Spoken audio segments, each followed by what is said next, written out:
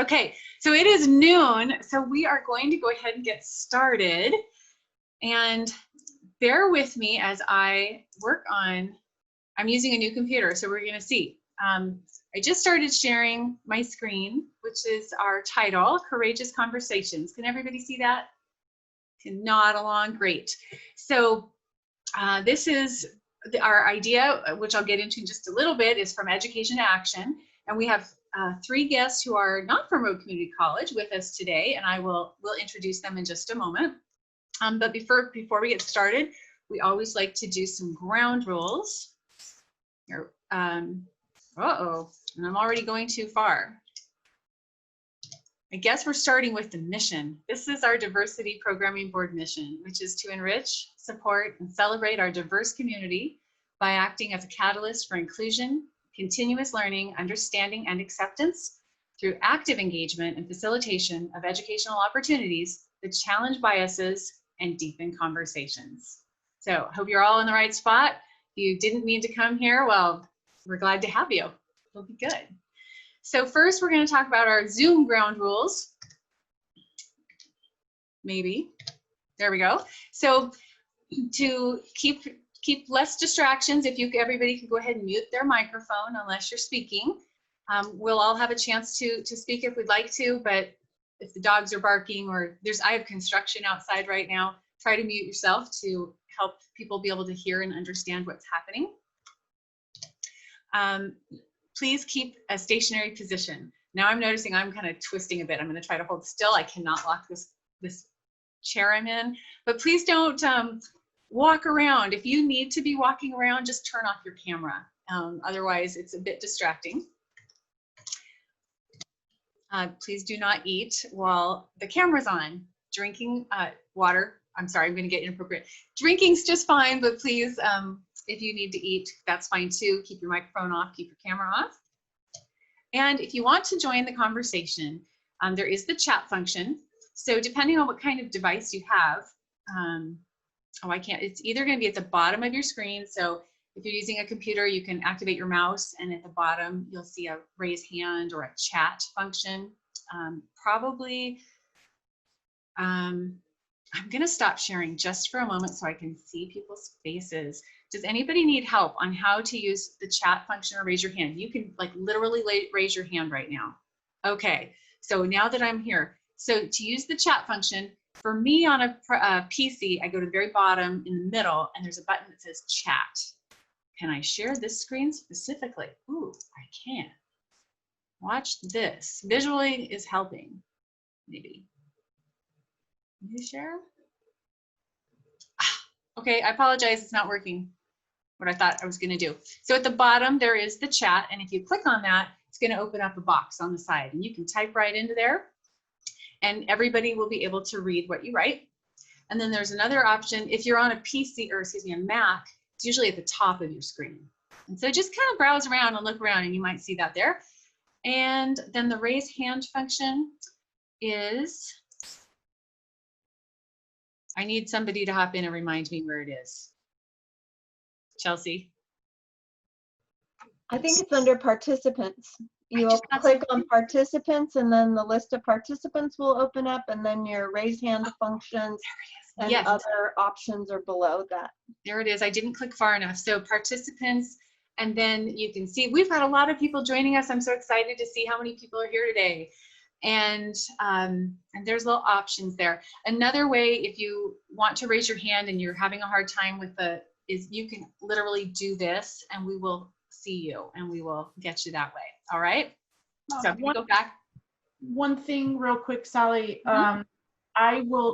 Hosts do not have the raise hand option. So that's one thing to note.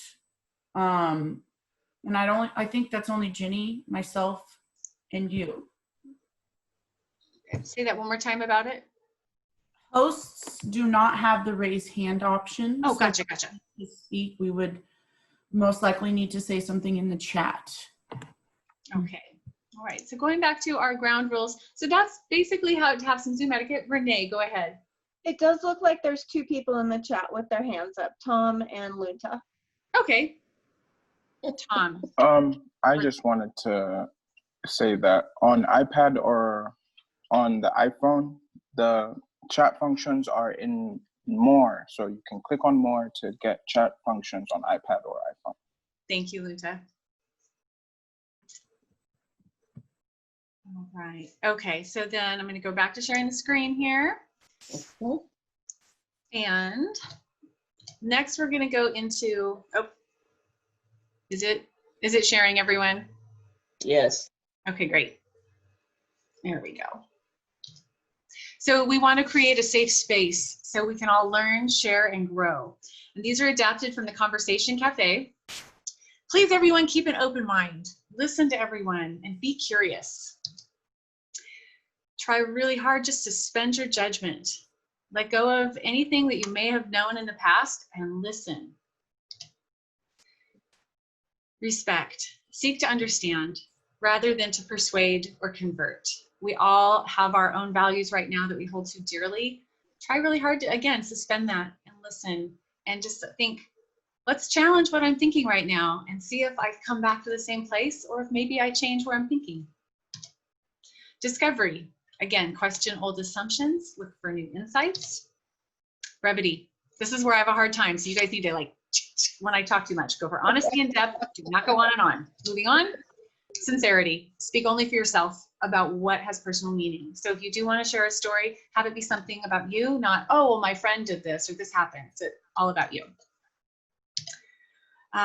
So actually, before we get into this, I'm going to stop sharing. We're going to go ahead and introduce ourselves. So I didn't even say my name at the beginning of this. I'm Sally Snyder. Welcome. I'm with Road Community College.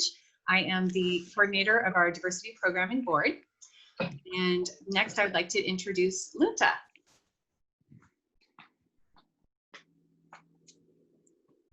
Oops, Lunta, you're muted. Try again. I'm sorry. My name is Lunta Tahuna. I am an Equitable Pathway Specialist through AmeriCorps at RCC. And one personal item for me is that I recently bought a house, so have no internet. I'm currently working through my iPad's hotspot, and I apologize if my audio or video is a little spotty today. So yeah. Thank you. Next, Reverend Ernestine. My name is Ernestine Flemister, and I am the priest at St. Luke's Episcopal Church in Grants Pass, and I am new to Oregon. This August will make 2 years. Thank you. Thank you. Next, Reverend Brian Scott. I'm Ryan Scott. I'm the pastor at Newman United Methodist Church here in Grants Pass. And an interesting fact about me, I am either third or fourth generation Oregonian, depending who you talk to in my family. And I'm the first openly gay pastor assigned to the United Methodist Church here in Grants Pass. Thank you, Ryan. And Tom, Reverend Tom Berry. Hello, I am Reverend Tom Berry. I'm the pastor at Bethany Presbyterian Church here in Grants Pass, and have relatively recent, I guess of the three of us, I've been here the longest. I think I've been here 2 years and maybe 3 months. So, but I have really enjoyed the connection that I've made with both the Episcopal Church and the Methodist Church, and now with the community college. So I'm looking forward to seeing where all this goes. Okay, thank you. So now we are ready to talk about, I have to move things so I can read them, where we are and where we're going. So how this began, the three churches that the reverends all represent for 2 years in a row have had an MLK community celebration. And then RCC partnered this year with them. And we all have been talking like, we need to have this conversation happen more than just one day a year. This is something that needs to happen all the time. And certainly with the recent events, we decided, let's make this happen now. And so with that, I have I like things to be well prepared and perfect and ready to go. And we said, nope. I used the analogy of downtown on G Street in Grants Pass, there are some ugly cement barricades that have been pushed out into the street. And the reason they're there is to provide more outside dining space. So more people can come out in this pandemic and enjoy being together, enjoy local food, but have some more physical distancing. And I heard Valerie Lovelace say, one of our city councilors, that, you know, they don't look that pretty. We'll put some flowers on them, we'll get them painted, but let's get them out there and make it happen. And so that's what we decided with this conversation, is this just needs to happen, and we're going to be evolving, and we're going to be figuring out how we can make it better. So with that, what you see in front of you, this is a desire to have conversations around issues that are not being discussed, but they're essential to our growth as a society. And so everyone here is part of this process. And we want to know what you'd like to learn about. And this is where we'd like to invite you to use the chat box. And we are saving the chat, so we'll be able to look at this later. But we welcome you to add your suggestions of things that you would like to learn about as we go. Today, we're going to be focusing on history of racism in Southern Oregon. And before we move into that, I'm going to pass the microphone to Ryan. He's going to talk about our objectives. Okay. So we have a few objectives for our time together. The first one is create an awareness of our state and community's history with racism and other forms of prejudice and oppression. The second is to expand our circle of knowledge and create community accountability. Network with people who are perhaps different than us or have different opinions than us. Share and spread new ideas.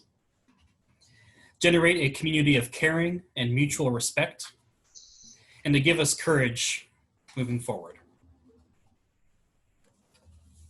Oh, and I'm not muted. I can keep talking. All right. So again, if you have ideas, things you want to say, you're welcome to add them in the chat at any time. And that chat box is at the bottom of your screen. If you're on a PC, in the middle, it says chat. And then I think on the Mac, it's at more, like up at the top, you'll see a place that you can do that as well.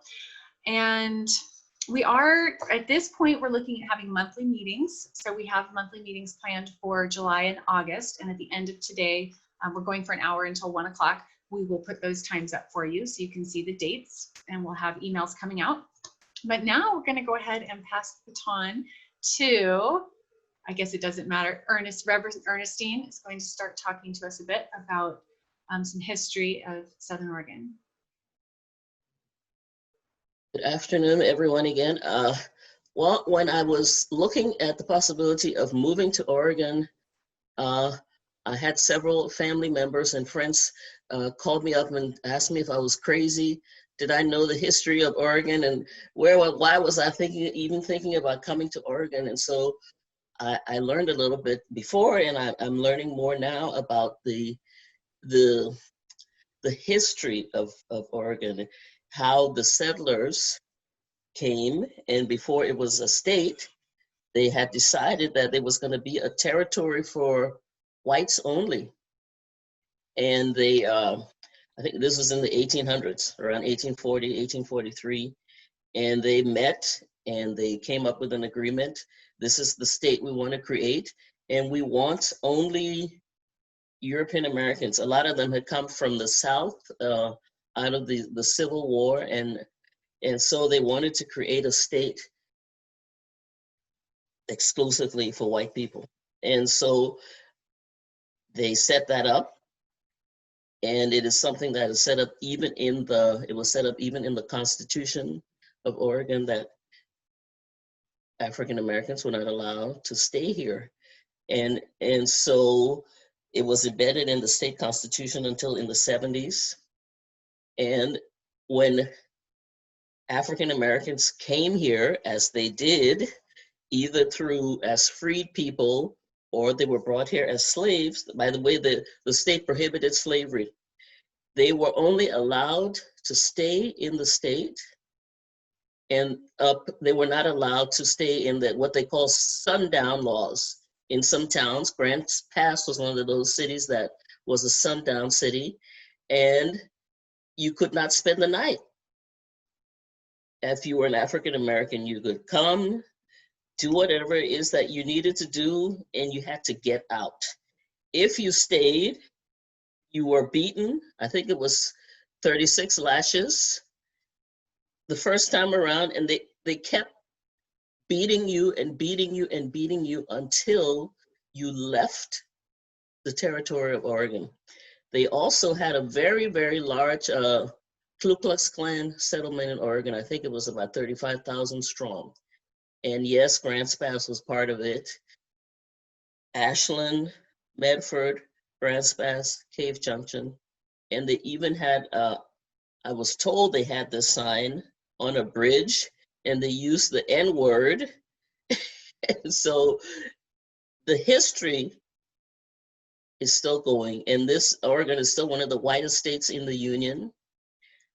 And with all the recent events, we're talking about these things, but I think on a whole that people don't have a sense of awareness of how the state started and the principles upon which it was built. And that's just a little snippet of, and the interesting part to me was that they wanted to create freedom for everybody except the people who had been recently freed through the Civil War and through the Emancipation Proclamation. And I'm passing it now to Tom. All right, thank you, Ernestine. And I got a little bit more history as well to share. My degree before I became a minister was history, and so when I had a chance to do this, I was very excited because I just like following all those places, those trails, and see where they go. But I also thought, being someone brand new, relatively brand new, there may be a lot of you folks there that are here today that know a whole lot more about this than I do.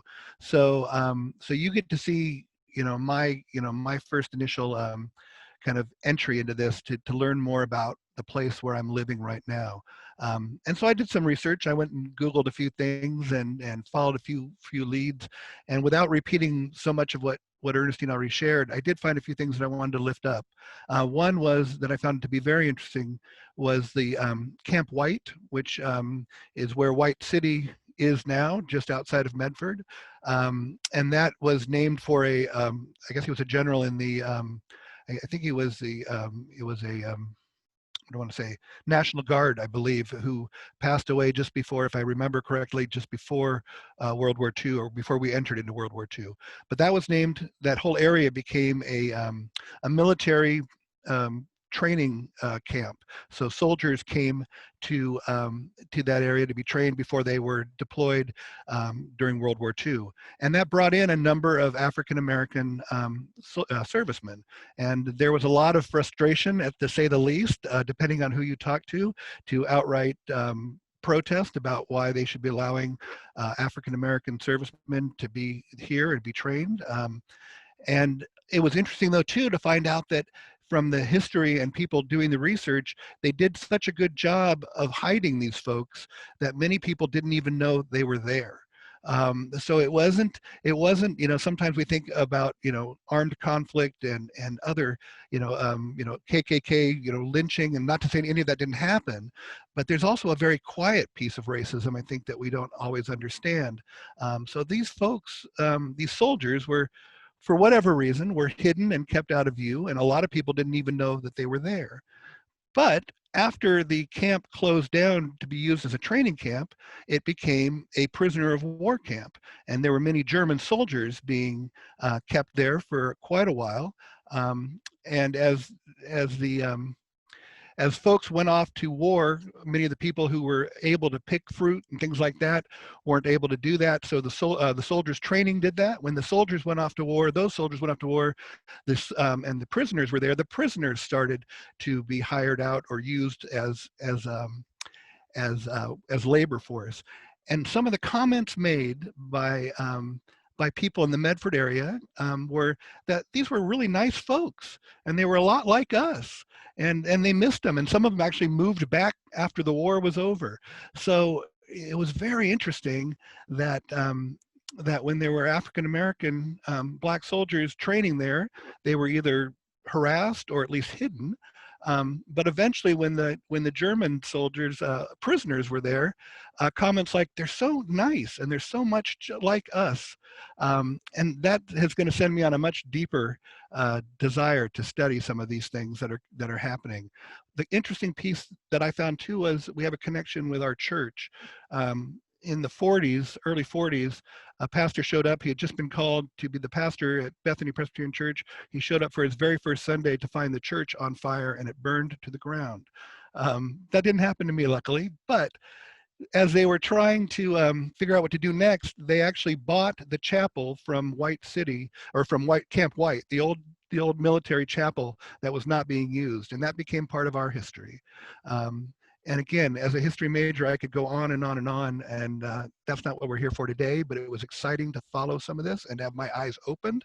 But I do want to quote one thing that came from a newspaper. This was on February 2nd, 1911. The Medford Mail Tribune reported that that all but 173 of the Jackson County's 25,756 people, of the 25,756 people, all but 173 were white. That 56 Negroes, 5 Indians, 84 Chinese, and 28 Japanese made up that 173 that list. Noting that this demography reflected that of the state as a whole, the story concluded, hence, Oregon leads the states and is politically as well as racially a white man's country.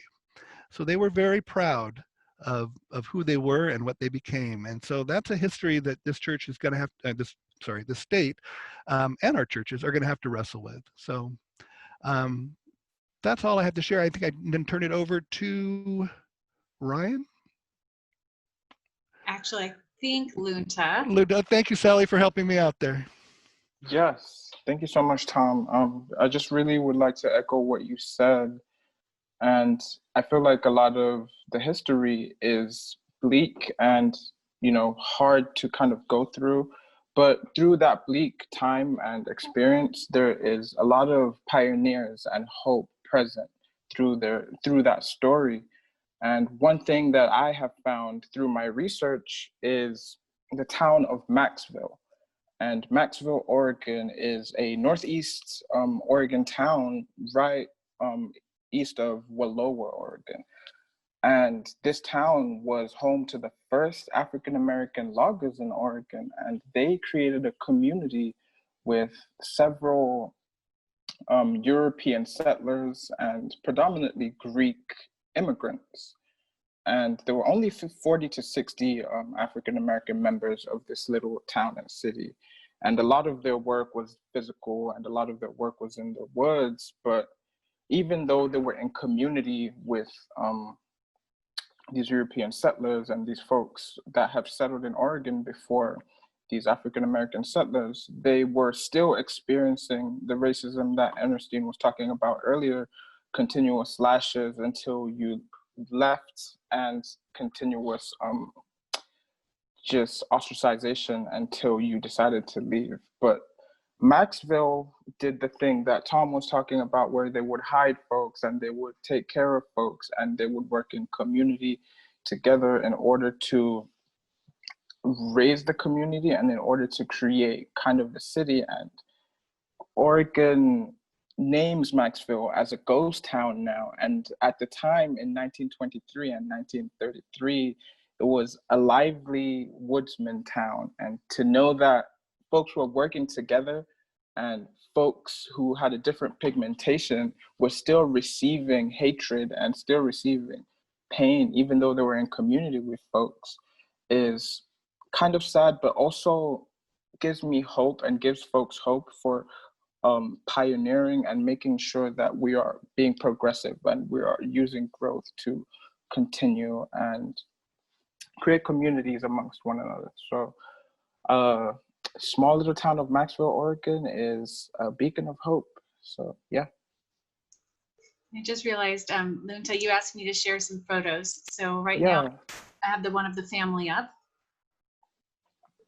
Yes, that was a family, and lots of families were in community at this time, and they took several pictures. I was only able to find 2 really good pictures, and this is one of them. And there is another one too coming up. So let's see, I can go, there we go. This is of the the loggers. So yeah, to think about 1933, which isn't 200 years ago. It's literally yesterday almost. So to think about the progress that has been made through those years to now, and think about the road that we're still on and how long we have to go. Conversations like this and moments like this are where we put that work in so that we can create communities of love and understanding and growth and empathy. So these pictures definitely inspired me to think of progression. So yeah. Thank you. Try to get my mouse to work with me. There we go.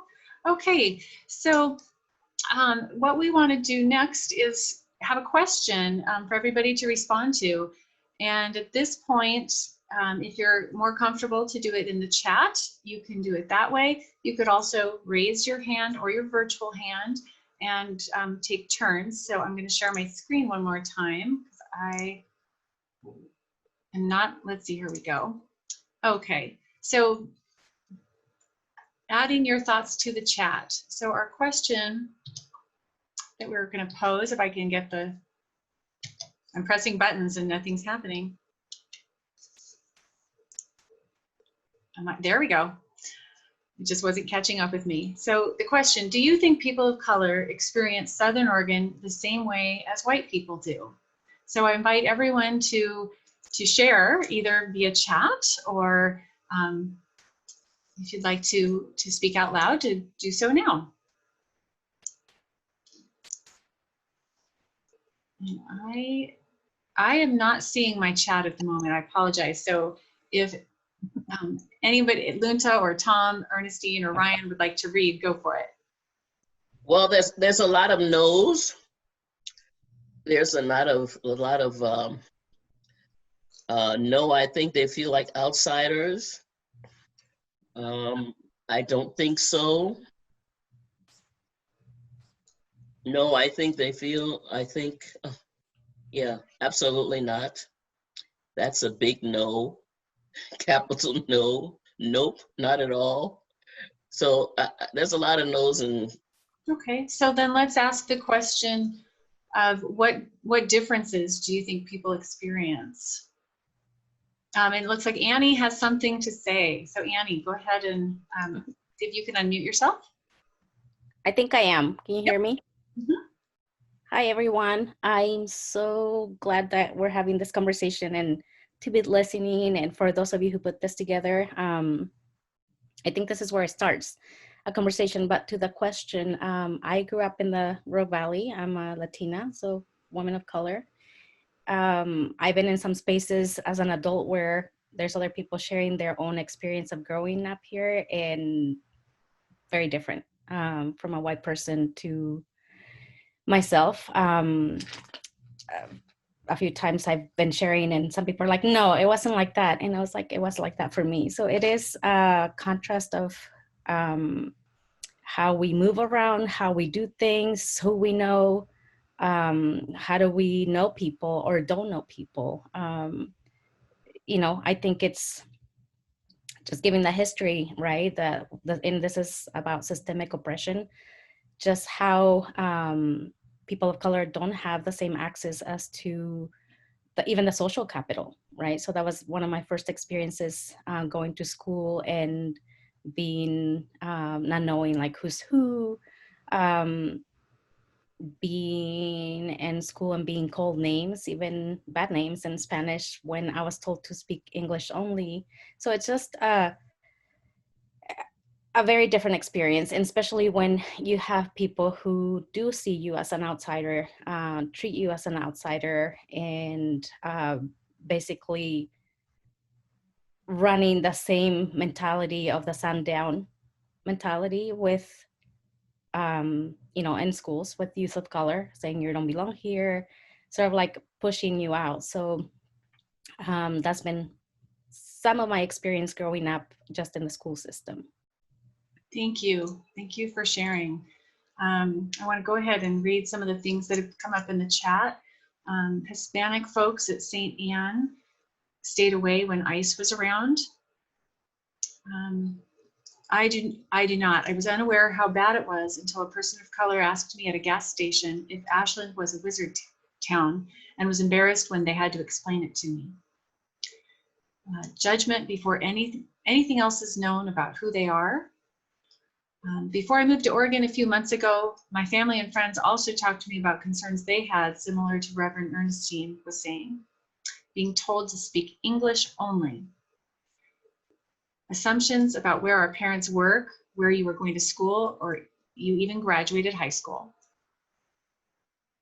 In 2009, I had a coworker who was Black and lived in Medford who would not come to our Grants Pass house for dinner because he would not be out after dark and 40 miles from home. And I will share that as a white person, I didn't think about race growing up either. And I have 2 boys who are teenagers, and it was within the last 2 years, I said, what do you guys think about being white? And I'm like, huh? We hadn't talked about it. And so it's something we're all learning on. I'm glad to see all of us here having this conversation. And are there any other hands up of people who would like to unmute themselves? I have friends, people of color, move away from Grants Pass because they felt alone and different. I would love to share. Please do. Sure. Hi, everybody. My name is Bianca, and I've lived in Southern Oregon for 8 years now. I consider myself like a bridger, I think, between communities of color and the white world, because yo soy Latina. My first language is Spanish, and I also have indigenous blood as well. And I also am read as white in most circles and in white spaces. So I just wanted to share that there's a big complexity. I see diversity here in Southern Oregon, and have seen diversity since I moved here. And I think that one of the stories for me that feels the most invisibilizing and invalidating as I walk between the different worlds is the story that Oregon is so white, which it is. But also I feel like it's extremely important to recognize all the different communities that are here, the histories of these communities, their families, their cultures, their languages, and to maybe start to walk in a narrative that we actually do live in a diverse place, and that everywhere you go, there might be people that aren't white. And to reframe that state of mind so that therefore everywhere you go, you're not carrying assumptions, and that we can actually start to like be more curious and ask more questions. And I think that's a lesson that I've picked up as a person who has been read so often as white. Then I feel invisibilized, and I'm like, well, if I feel invisibilized, like imagine all of these other people, you know, who don't identify as white and who carry diverse and rich cultures and heritages from different places. So I just wanted to share that. Thank you. See anything else right now? And also just that I remember when race really started to like become extremely important to me living out here in Southern Oregon was actually when Trump first got elected in 2016. I just got so scared for communities of color out here, not knowing what was going to happen in terms of what his regime was going to do. And I think that, you know, those kinds of troubles continue to face our communities. And I'm really glad to see that we're having these kinds of conversations in the face of the ways that there's been disproportionate effects because of COVID-19, for example, and like recent disasters. We're seeing that Indigenous, Black, and Brown communities experience these things differently. And so, yeah, I just wanted to mention that too, that, you know, these communities are really like our essential workers. They also have like the highest rates of COVID-19 in our communities. Yeah, and they really, just, I don't know, we need to do better, I think, overall, and just in terms of learning. And I think the more that we learn, the more we can be responsible for taking care of each other. Thanks for listening. Thank you, Bianca. I see in the chat we have another story. When I was in middle school in Rogue River, Oregon, an African-American family moved in, and one day the family disappeared. I remember thinking, where did they go? that was strange. I didn't have any information or an understanding as to why the family disappeared, and no one talked about it. Almost every time I'm asked, where are you from? And I say Medford, there is a follow-up, but where are you from originally, assuming that I'm not from Medford. I'm being asked, oh, another one, where are you from? I'm from Grants Pass. Also with COVID-19, China virus, my mom won't leave the house. And well said, Bianca, from someone else. Thank you. Let me be quiet for a moment to see if anybody else wants to share on this one. And if not, I have another question we can move to. Excuse me. I think to echo what Bianca said, for me personally, I have been in the Rogue Valley area for 3+ years now. And my work predominantly in the past 2 years has involved working in K-12 and preschool. And a lot of the times I experience small microaggressions and sometimes microaggressions. And it takes a lot of work for me to kind of explain to students and to younger folks what these things mean and why you shouldn't be doing these things and that kind of work. And those experiences sometimes kind of drain you, but also for me, sometimes they give me a path to kind of go on and kind of trail on in terms of just learning and experiencing new folks. And I think I go back to that positionality of meeting folks at the human level outside of identity and meeting folks at a level where you are communicating person to person and trying to understand them as a friend through love and learning. So a lot of my experiences in the past 3 years in the Medford and predominantly Ashland area have been a lot of learning and experiences and learning how to navigate folks. And I feel like a lot of POC people have to go through that and have to do a lot of work. And for my white friends and white counterparts, I think just having empathy and sympathy for the work that POC folks have to do to assimilate and to feel at home and not feel othered in this area is something that is awesome to acknowledge and validate. So yeah, that was my piece and 2 cents to the area. Thank you. I have a comment. I'm originally from Liberia, and the first time I came here to stay, I was 15 years old, and I was in New Jersey with my mother, and I came like almost at the end of the school year, so I went to a high school, Lincoln High School, the biggest high school I'd ever seen at the time. And I would go into classes and people would say, I would tell them, okay, I'm from Liberia, from Africa. And this is the question I got. Do you know Tarzan? So I told them that Tarzan was my neighbor, of course, tongue in cheek, but I think some people must have believed it. But I think the thing that is hurtful is the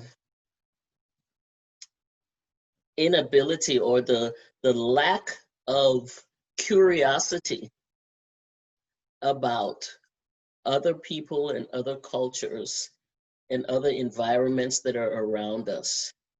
And so we are so focused on who we are and what we're doing that we don't have, if somebody is different, it's not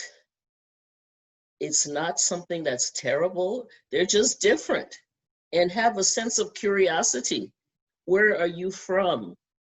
You know, what do you do? What language do you speak? What kinds of things do you do to celebrate your life, and how, you know, just a sense of curiosity. I think America is such a big factor in the world that everybody knows something about America, but I think Americans, and myself included now, are woefully ignorant about people within their own borders, with our own borders, and the rest of the world.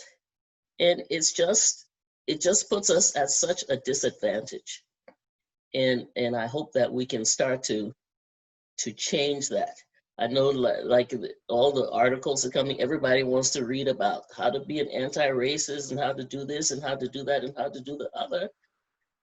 Just be interested.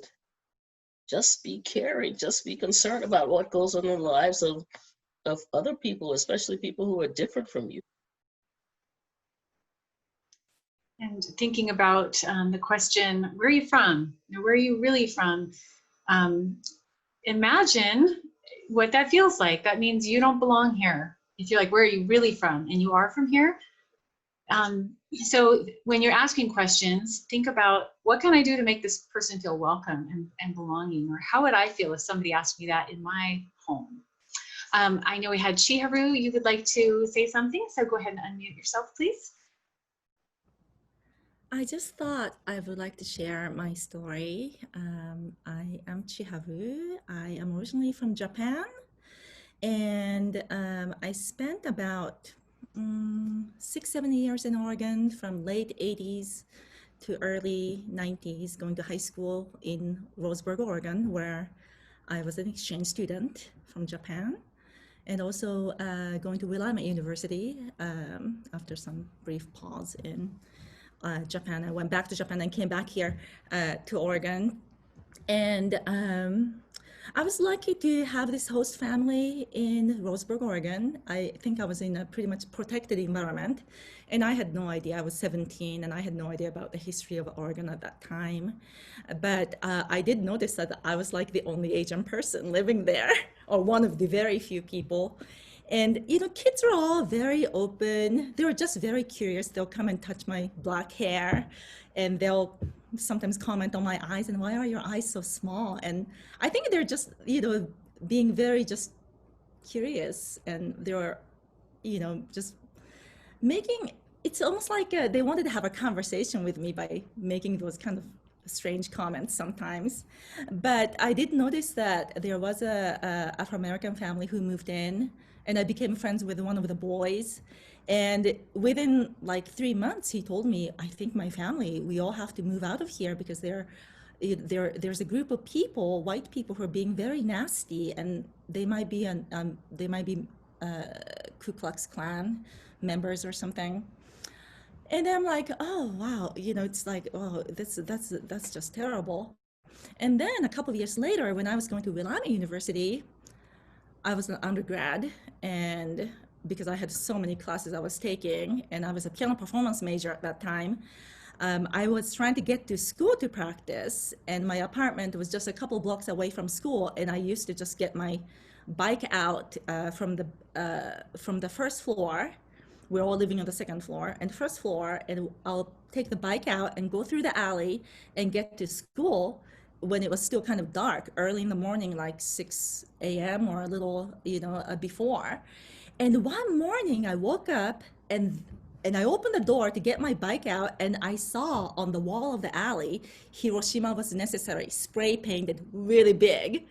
And then that was the first time that just hit me. I'm like, oh my God, so someone knows that there is an Asian person living here, and I would take the bike out from this like tiny door, you know?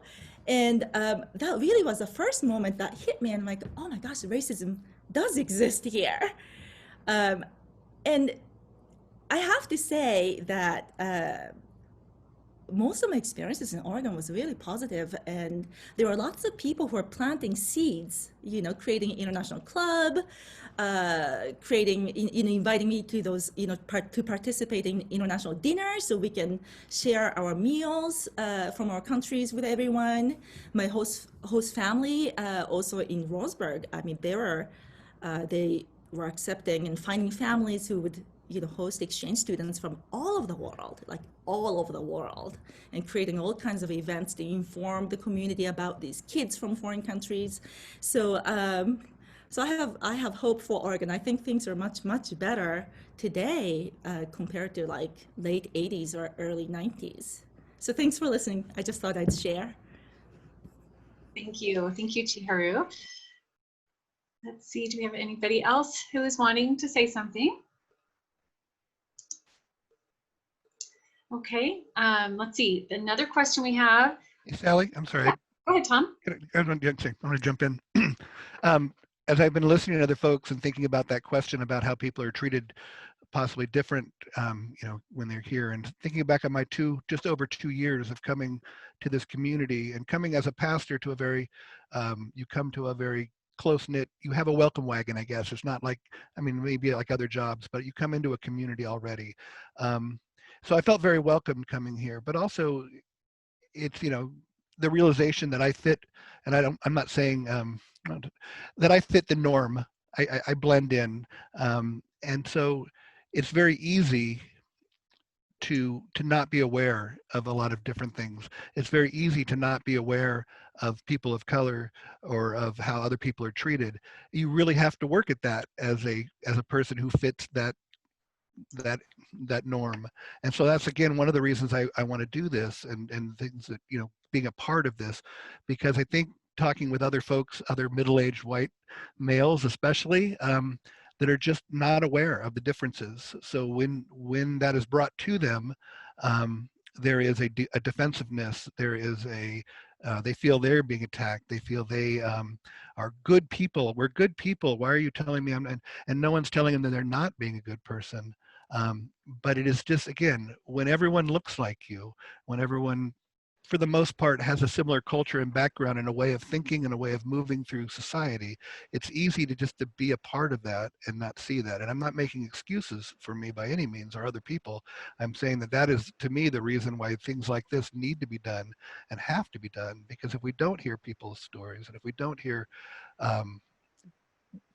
just what's unique to them as people, then again, it's easy to just assume that, hey, everyone thinks like me and everyone acts like me and everyone, why is it such a big deal when it is a big deal? So from the person who came here and was accepted and everyone was interested in me and I fit right in, I think a lot of people have that experience, and we need to work hard on making sure that we don't assume that everyone has that experience. Certainly. I believe Lunta has his hand raised. Lunta, if you want to unmute yourself. Thank you. Oh no, that was a while ago. I already said my piece. Yeah. Okay. Sally? Yes. Can I add on to what Tom said? Please. I kind of feel like the other thing that we need to be aware of as being white people, it's kind of like when the Me Too was trying to tell white men and all men that they need to stand up on our behalf when we're talking about women being abused. Whites need to stand up on everybody else's behalf, because it's got to come from us too if there's going to be any change. For sure. And I was, somebody earlier in the chat talked about the protest demonstration that happened downtown Grants Pass. And it was, they said 400 people strong. It was hundreds of people. It was the biggest demonstration I have seen. And I'm really happy to see people coming together, and how many people are here right now today? Like I said, when we got this together, we're like, let's just do this. Let's put it out. Let's get the ball rolling. And I've been every single day working on a conversation, whether it's if I'm on the phone with somebody via email, my neighbor, somebody I just see, I just bring it up. And we just start that conversation. I feel like somebody else was just about to talk. I'll go ahead and ask another question that we have, which is, I'm sharing here. Do you see race play out in your daily life? And I know this is similar to what we've been saying, but think about how you experience life personally and what that means or doesn't mean.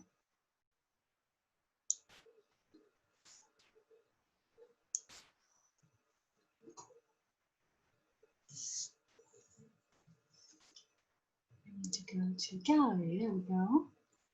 Does anybody have anything they'd like to add about experiences they personally have? Let's see, and Ryan, if you could put the goals that you read in the chat, that would be great. Working on it right now. I will mention too, because we are recording this, one of the things that isn't quite ready yet, but will be, is we are going to be enhancing our website. So the Rogue Community College Diversity website is going to start, it has some resources there now, but we're going to really use that as a landing place. So we can put lots of resources there. There'll be links to this conversation and others, there will be information coming out about what events are happening that you could join in on. And we can put the notes from these things too, so you have something to reference. Sally, I have I guess a contribution to the conversation about my first experience with racism. I grew up in Kentucky, predominantly white community. The Black community was well known to be segregated on a completely different side of town. One of the first little boys that I ever dated was half Black. And when my father found out, he made it very clear I was never to speak to that boy again. It was really upsetting. I didn't even know the difference between people at that time. And things have been really clicking for me that racism is a learned behavior, right? That we learn from society, from our families. It's generationally seems to be passed down. And as a person who has my degree in elementary education, I'm realizing how there's a missed opportunity with combating this in the classroom, with trying to break that cycle. And I just don't know if maybe there's some other things that I could do or in the community we could do to incorporate more anti-racism instruction in elementary school. I don't know. I feel like there's something really being missed there. So I just kind of wanted to share that realization that came to me of it being a learned behavior. Thank you. It absolutely is. And that reminds me, Grant Walker's on the call. He gave me a video that I'm going to have to find, and I'll get with you, Grant, if I can't find it. And it's a wonderful one of all these little kids, and it'll have two children side by side, and it'll say, what's different about you two? And for the visual person looking at these kids, we'll think, oh, this child's Black, this child's white, or this one's in a wheelchair, or like we'll see these visual differences, and the kids are like, they're really good at math, or they have things. They're really brave. They come up with qualities about what's different. It's such a beautiful, sweet thing. And it speaks to what you said, Chelsea, about how all these differences are things that have been taught. And we have so many things about us that are the same. We all have fear. We all want to be accepted and loved. And what I like about life is finding those similarities and honoring and respecting those in each other. And then celebrating our differences too.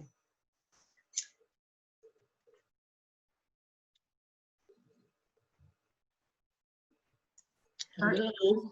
Has their hand up. I do. Has anybody, have you heard of Jane Elliott? The teacher who did the experiment? Yes. She's a European American teacher. She did an experiment with her students. A group of students with blue eyes and a group of students with brown eyes. And that, you should find the video and watch it. That just explains the innate nature of racism with such clarity. It's really interesting to see. And Chelsea, really and truly, it is taught. It is passed down. It is generational. And I think my biggest concern with all of this now, we are a society that likes to follow the shiny object. And I just want to encourage us that when the object goes dim, that we stay engaged and we stay focused on what needs to happen. Because, you know, it will go away. It will stop being the top of the news, and it will stop being everybody apologizing to African-American folks and being nice to folks. That will stop. But the real work happens when that goes away, because nothing changes unless we, and I love quoting this first line of the Constitution, we the people are the ones who will change it. And so until we make that commitment that when, you know, it stops being the thing to do and be engaged in, that we will continue to fight and push for change and for progress that really brings us to a place where we all want to be. You know, we all lift up the greatest country in the world. We're not there yet. but we have the potential to be there. And so I just hope that we will continue to be engaged in this process. Yes. Next, I have Nicole, and then Renee after Nicole. Nicole Selinger. Thank you. I wanted to echo Ernestine's call to action. I grew up in Grants Pass, and I'm half Chinese and half Jewish. Both of my grandparents were, all of my grandparents were immigrants. I went to Grants Pass High School, and in 1995, there was an Aryan Nation sort of resurgence in the area, and there were swastikas that were painted on North Valley High School. I mean, it was very scary for me. And that was probably the scariest time that I've had in Grants Pass. And there was a response from the community at that time, and they had some diversity conversations, and they had groups that formed and blah, blah, blah. And I started a diversity club at the high school, which no one joined. And I now, 25 years later, am back in the community, and I work with some students at the high schools, and I'm hearing very similar, almost more blatant stories than I grew up with as well. And sometimes, because the languaging of our society is a little bit more elevated perhaps, and we talk about words like diversity and we talk about words like equity. However, I do see the experience of people of color 25 years later about the same. And so I just wanted to ask, as Ernestine was asking as well, that things change on a lot of different levels. They change internally for each of us as individuals. They change as we talk to each other as neighbors and friends and coworkers and family members, and then they change systemically as well. And so I think that all of those levels need to be addressed, and I just ask for everyone's continued action such that 25 years from now, we can say that we're in a different place. Hopefully many, many years sooner than that. Absolutely. Thanks, Nicole. Renee, did you still want to say something? I wanted to say that Ryan added the goals in the chat, and I really appreciate the goals or the hope for outcomes, because they're vast to me. They don't stay within this group. Like, it's an opportunity for us to network and be out in our communities, create a community of mutual respect, give us courage to move forward. I think when I read that one, Ernestine, courage and steadfastness for us to move forward and not stop talking about the shiny thing and let the shiny thing fall flat. So I really appreciate what you said, and I appreciate the goals, and I think they're vast enough that we could do a lot of great work here. Thank you. We're getting close to the end of our hour, so it's time to wrap up right now. I really like this quote by Tracy Powell. We need to respect and embrace difference, but we also need to look at what we have in common. One is as important as the other. We're a global community now. People around the world have the same struggles when facing bigotry. And I'm still working on getting my computer to advance. I think it's just lagging. There we go. So our next meetings that we have planned are on Tuesdays from noon to 1. The next one will be July 21st and then August 18th. There's a couple websites at the bottom, OregonBlackPioneers.org if you're interested in learning some more history. And then, like I said, our RCC website, we will be enhancing. So now that it's summertime, I've got some other duties done. It's time to focus on that. That's my next place I'm going there. I was raised here in Oregon. I'm a native, and I will say that learning the history that was shared with us today was chilling, and some of it I still wasn't even aware of until just an hour ago. So I'm really happy to see all of you here. I'm happy that you're all wanting to be a part of this. Something we'd like to do moving forward is getting in breakout rooms and talking with each other and role playing. How can we, what can we say when we come across this, and practice with each other so we have some tools in our pockets of how we can interrupt the conversation when we see blatant racism, and how to come together in solidarity, because it can be very scary when you have the fear and the hatred trying to keep us quiet. So I'm seeing a lot of thank yous, and we have a big thank you to you. Honestly, when people said, how many people are going to be here today? I said 5 for sure, and maybe 50, and we've outgrew even that. So everyone, take your good hearts into the world, and love is stronger than anything. Hope y'all have a great day.